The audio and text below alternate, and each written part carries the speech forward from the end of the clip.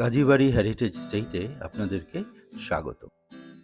আমাদের এই হাভেলিটি 1820 সালের বহু পূর্বে নির্মিত হয়েছে। এটি দুটি অংশে বিভক্ত, একটি অন্দরমহল এবং আরেকটি বহির্মহল। আমাদের এই বহির্মহলে একতলা এবং দোতলা এই দুটোতেই আপনার বৈঠকখানা রয়েছে। একতলার বৈঠকখানাটি ছিল সাধারণ বৈঠকখানা, আর দোতলার বৈঠকখানাটি হলো সেই রইসদের বৈঠকখানা। এই পূর্বের সেই বাগান দিয়ে, বাগানের ফটক দিয়ে প্রবেশ করে, ঘোড়াগাড়ির রাস্তা দিয়ে এসে, বাগানের ফটক দিয়ে প্রবেশ করে, এই সিঁড়ি দিয়ে এসে এই হাভেলিতে ওঠা যেত। আমরা ঝাড়বাতির আলোকে এই বহির্মহলটি দেখতে পাচ্ছি যে দেয়াল জুড়ে করেন্থিক ডিজাইনে ফুল পাতা দিয়ে নকশা করা, রড আয়রনের রেলিং এবং ইত্যাদি দিয়ে সজ্জিত, এবং এ মাথা থেকে ও মাথা পর্যন্ত বহির্মহলে দেয়ালে সূক্ষ্মাতি সূক্ষ্ম নকশা করে সজ্জিত করে অলঙ্কৃত রয়েছে।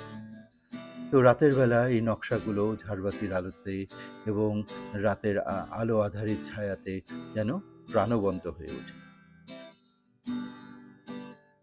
তো এখন আমরা যেটা দেখতে পাচ্ছি এটি হচ্ছে কিতাবখানা এবং বহির্মহলের রইসদের বৈঠকখানার একটি অংশ, এবং এটি হলো সেই দোতলার বৈঠকখানার বারান্দা।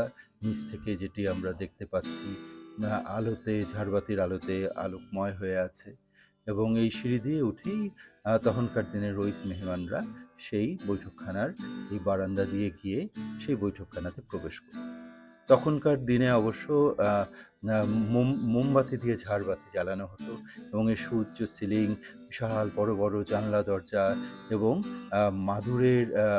মাদুর দিয়ে লটকানি বা পাখা যেটি রশি দিয়ে টানা হতো, তৎকালীন সময়কার ফ্যানের মতন ব্যবহার করা।